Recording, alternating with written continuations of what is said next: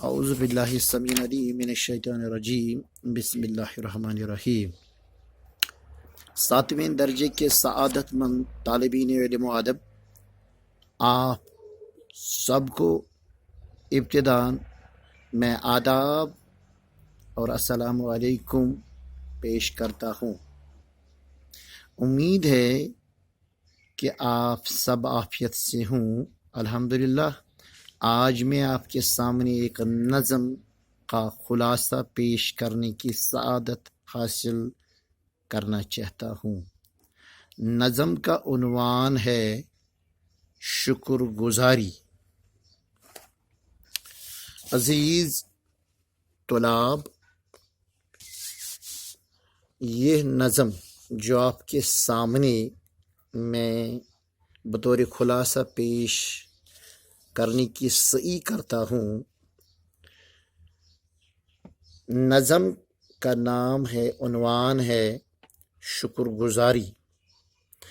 نظم نگار صفی لکھنوی اس نظم شکر گزاری میں صفی لکھنوی یوں رقم تراز ہیں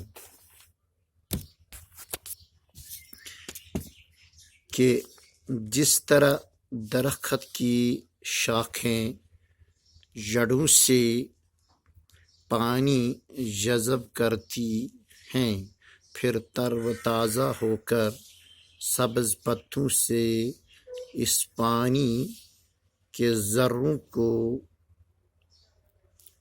باریک بخارات یعنی آکسیجن کی صورت میں پیش کرتی ہیں، یا جس طرح سمندر کا پانی بھاپ اور بخارات بن کر آسمانی دنیا یا فضائے وسیط میں مدغم ہو کر ابر اور آلودگی یعنی سرد سحاب کی صورت اختیار کرتا ہے اور بارش کی صورت میں رجوع الی الارض کرتا ہے، اور دھیرے دھیرے ندی نالوں اور دریاؤں سے گزر کر پھر سمندر میں سمٹ جاتا ہے۔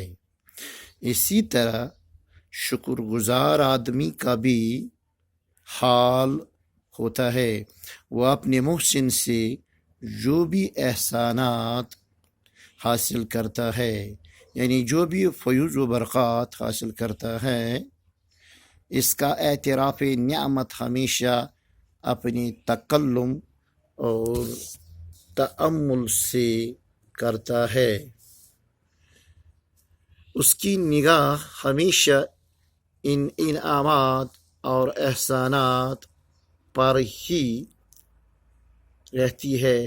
اس کی قیمت تو نہیں چکا سکتا، لیکن ان کی تحصیل پر تشکر بجا لایا جاتا ہے، بڑے خوبصورت انداز میں اور آہستہ آہستہ اپنے محسن کی عقیدت دل میں اجاگر کرتا ہے۔ صفی لکھنوی اس طرح اپنے محسن کی ان مہربانیوں کو کبھی فراموش نہیں کرنے کی ہدایت سکھاتا ہے، بلکہ چاہیے کہ ہمیں ہمیشہ اپنے دل و قلب میں ان انعامات و احسانات کو زندہ و جاوید رکھنا ہے، اور تشکر اس کا وظیفہ ورد زباں ہوتا ہے۔ میری پیارے تابناک طلاب، آخر پر ہم بھی اپنے اللہ تبارک و تعالیٰ کا تشکر بجا لاتے ہیں، جس نے ہمیں آج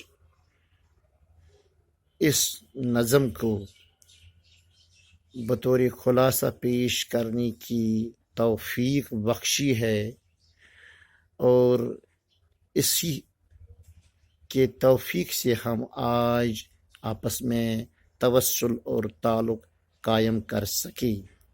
اللہ ہم سب کا حافظ و نگہبان۔ الحمدللہ، شکریہ۔